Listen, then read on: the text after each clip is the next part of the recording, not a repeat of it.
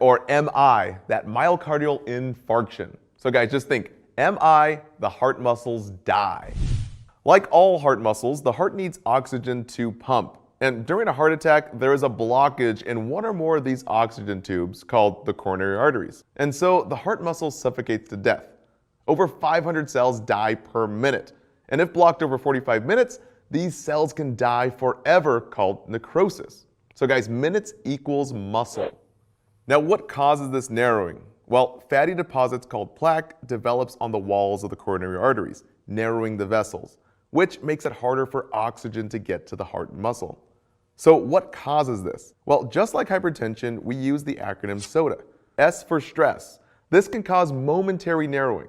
So anxiety, cold temperatures, even physical exercise like sex.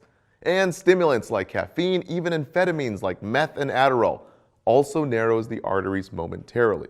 But what really causes the most damage here are irritants found in smoking, which scars the arteries, and long-term obesity. Key term here, guys, a BMI over 25. But also diabetes and hypertension can cause stretching and tearing to the coronary arteries, which severely damages them. Coupled with a bad diet high in cholesterol from animal fats like meats and dairies can cause fatty buildup getting stuck in the cracks. And over time, this growth makes the blood vessels stiff and hard, something we call plaque.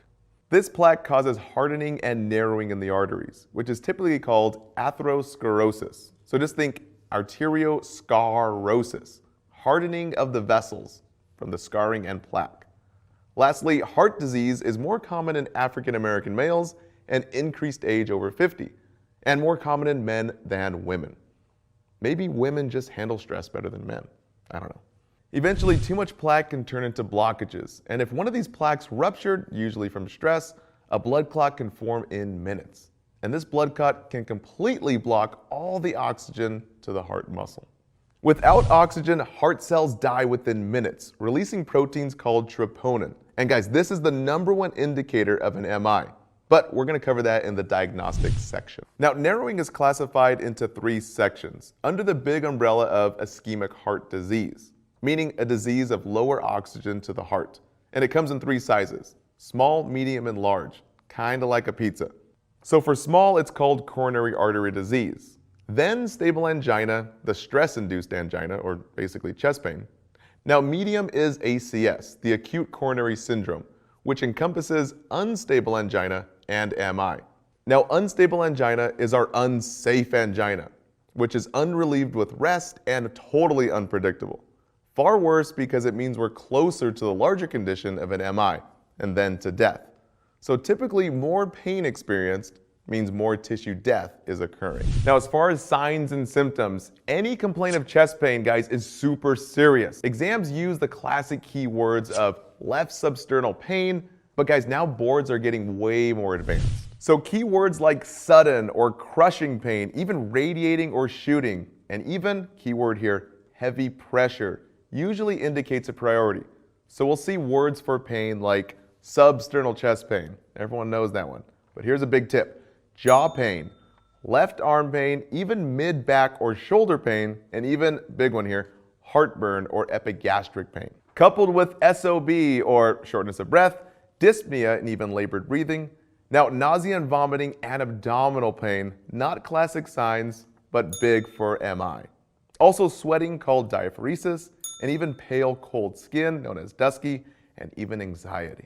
Now here's a tricky thing. Diabetic patients can have something called a silent MI with no classic signs or symptoms. Guys, they have dead nerves from diabetic neuropathy, basically meaning they can't feel it. And even women commonly tough it out, thinking they're just tired or something. So typically MIs in diabetics and women often go unnoticed. Now as far as diagnostics for MI, both labs and imaging, any new chest pain always requires an EKG first. Big Nclex tip.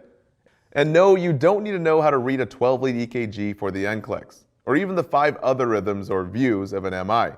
But you do need to know for the Nclex, ST elevation and ST depression.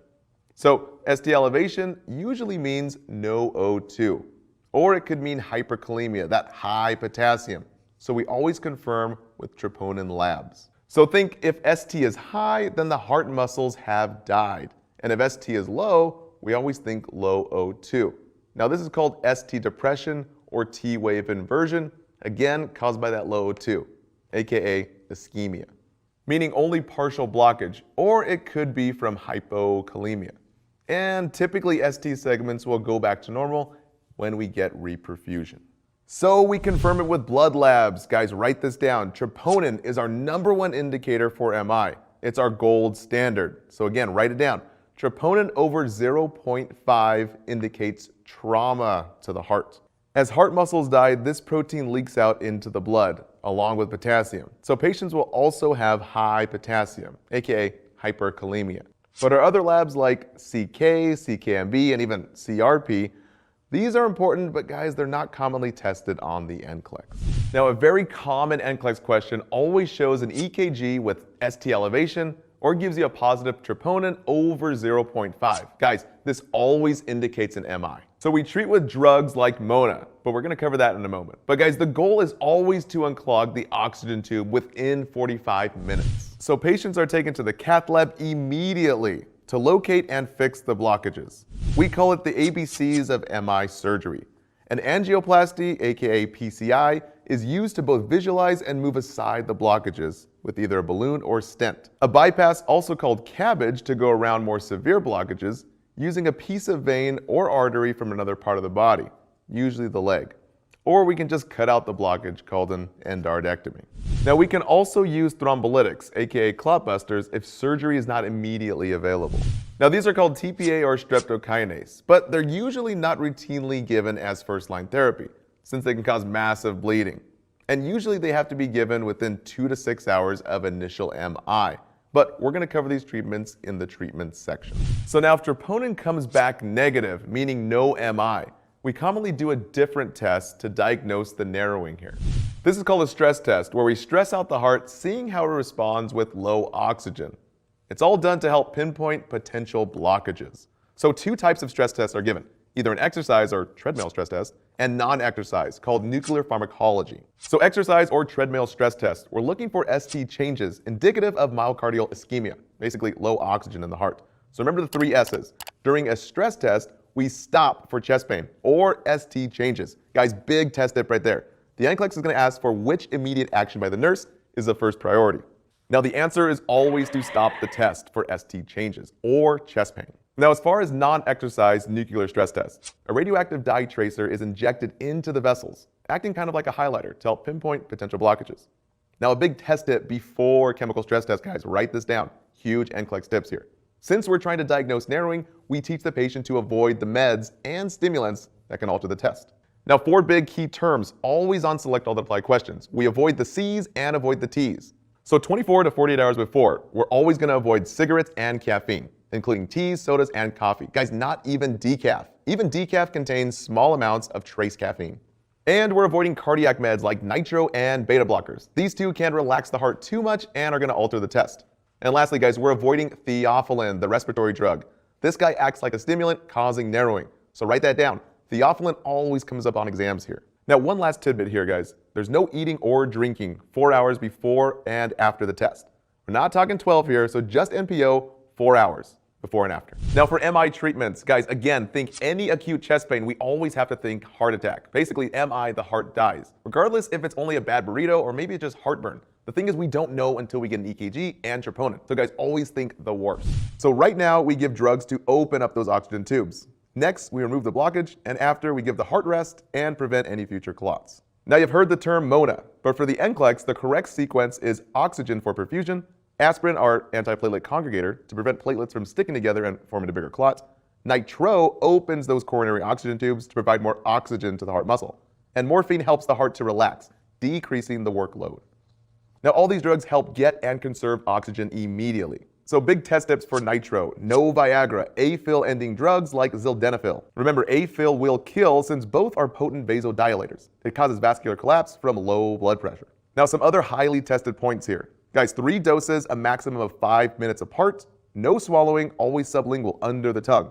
And headache and orthostatic hypotension are common, so guys, we take this drug while sitting to prevent fall risk. Now a little side note, for chronic angina patients at home, we teach them to call 911 if there's pain 5 minutes after the first dose. Big Nclex key term here, guys. Pain 5 minutes after the first dose. Now, test tips for morphine, guys. Any chest pain after morphine indicates an MI, even if it's only 1 or 2 out of 10. Nclex key word here is chest pain or unrelieved pain after morphine. Typically, more pain equals more tissue death. Now, we fix the clot with cath lab and clot busters. So for cath lab, just think it clears the clot. Also called PCI, percutaneous coronary intervention. Key terms that show up on exams are arterio or even angioplasty. Now, angiographies or even angiograms are images taken via x-rays to visualize the blockage. And plasty means balloon or stent placement, requiring more recovery time. Patients are usually awake, not under general anesthesia. So before, we're NPO 6 to 12 hours, meaning no eating or drinking. And after, patients will lie flat for several hours and are encouraged to drink to dilute that contrast dye, which we'll be covering next. Now, bypass, also called open heart surgery, requires more recovery time, around 3 to 5 days in the hospital. So words including bypass like coronary artery bypass graft, or even mid-cab, minimally invasive direct coronary artery bypass grafting. Usually a shorter recovery time because there's a smaller incision in between the ribs. Now, post-operative general rules here. We avoid lifting heavy objects, and we protect incisions from infection. So big no-nos here, guys. No baths or soaking the wound. But a shower is okay if they avoid soaking the wound underwater.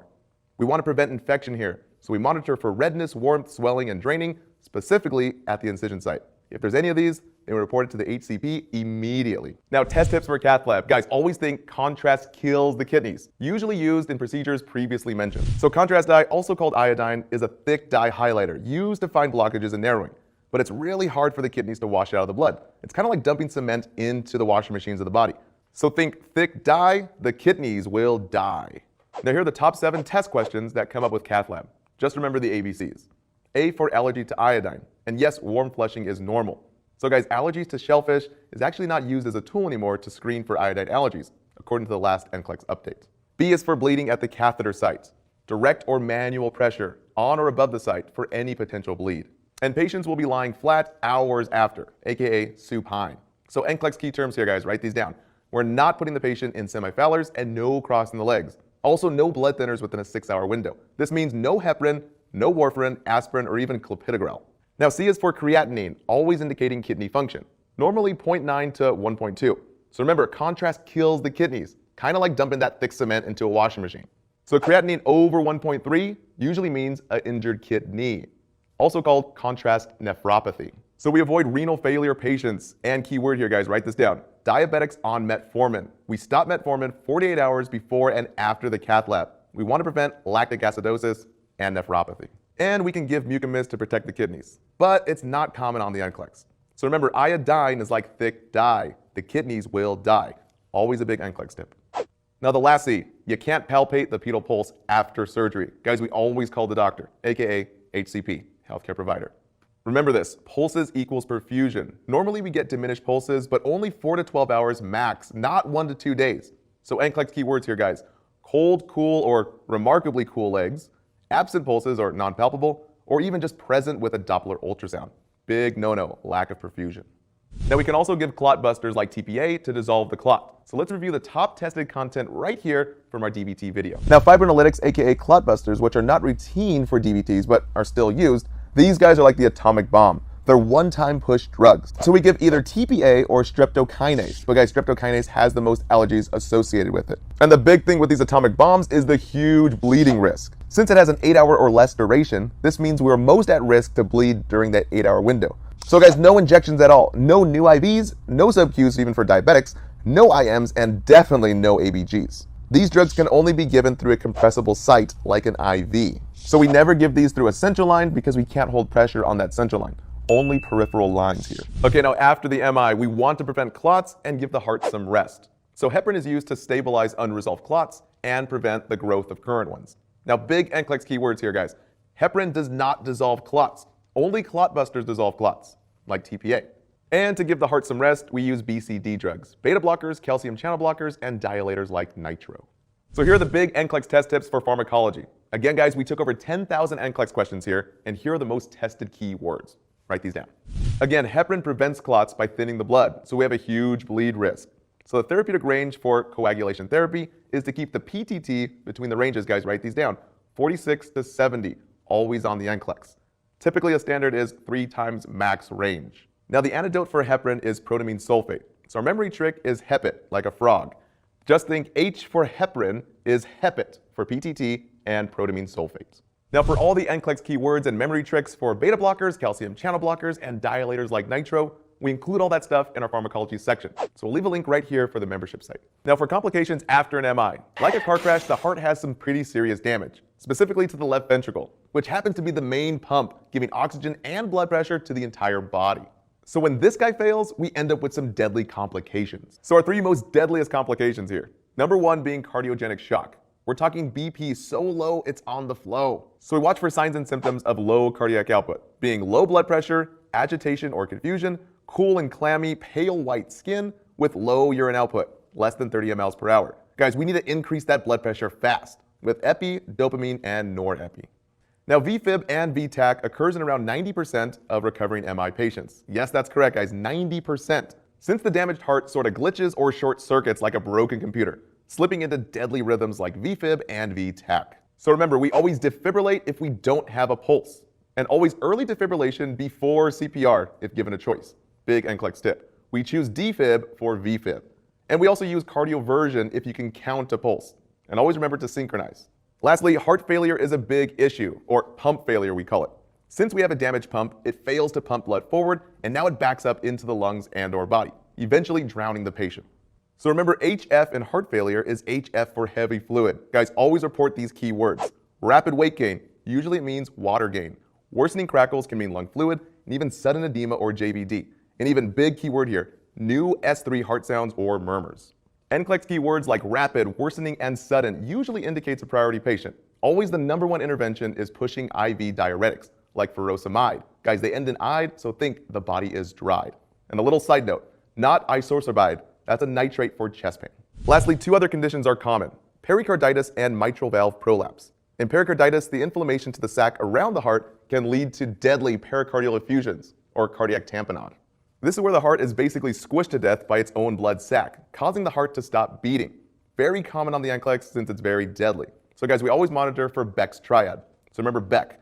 B for big jugular veins or jugular vein distension, E for extremely low BP, and C for you can't hear the heart sounds, also called muffled or distant heart sounds. Now with mitral valve prolapse, the little cords holding the valves can suddenly snap loose from a dead heart muscle. Now the patients will have a heart murmur and even develop atrial fibrillation from blood backing up, stretching out those atria. Now after an MI, we teach the two Ds, diet and lifestyle change, and drugs, or AKA pharmacology. Now it's not that we're just teaching them about diet and exercise. We're nursing a broken heart here. Now our goal here is to prevent heart failure. So the heart needs a few weeks off, with less pressure and less workload. Now we do this with low sodium and low fluid intake. So we educate the patient about the acronym DRESS. So say yes to the DRESS. Now D is for diet low in sodium and fluids. So remember the 2 and 2. 2 grams and 2 liters per day, or less. This will reduce blood pressure and prevent heart failure. So we watch for heavy fluid. So we educate patients to take their own pulse. Guys, write that one down, big key word there. We also do daily weights, never weekly, but daily. And guys, any rapid weight gain or any new edema or worsening dyspnea, also called orthopnea, we call the doctor. These are early signs of heart failure. And finally, we teach the avoidance of high sodium foods, like chips, dressings, ketchup, meats, cheeses, basically anything that comes in a package. Always remember here, sodium swells the body. And with heart failure, we're preventing heavy fluid. Now R is for reducing stress, alcohol, caffeine, and here's a big one, low cholesterol from animal fats. So avoid animal products like beef, poultry, and dairy products like cheese and creams. We're avoiding any and all land animals, but fish, that's okay. Now a side note again, the numbers you need to know for the Nclex. All land animals increase bad cholesterol, like total cholesterol, triglycerides, and LDLs, the loser lipids. High cholesterol means high clogging, and these numbers love to show up on the Nclex and exams, so guys, write these down. All these numbers should be low except HDLs, the happy lipids. The only ones that should be high, over 40. So HDLs help get rid of the bad cholesterol. And also eating fiber found in fruits and veggies can help clean out that cholesterol. So listen to your mama and eat those veggies. E is for exercise, 30 minutes, 5 days a week. This not only increases HDLs, those happy lipids, but also strengthens a weak heart. S is for smoking cessation. Big Nclex key term there, guys. It prevents scarring, aka atherosclerosis. And another key term here, guys, is S for sex. That's correct, sex. It can only be resumed only after climbing 2 flights of stairs with no shortness of breath. Big key word right there. Now a little test tip about therapeutic communication after an MI. Most patients don't even see a need to change, but it's your responsibility as the health